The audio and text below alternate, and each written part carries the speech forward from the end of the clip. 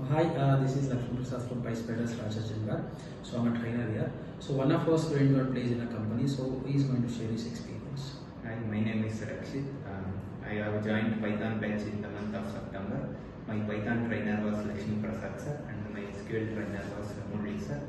So in the month of January, I have placed. So which are all the activities input to crack interviews? So in PySpiders, after completing everyday classes, we have to do bootcamp sessions, in which it includes 1 hour of studying, and after that we have to perform a presentation with the team members of 4.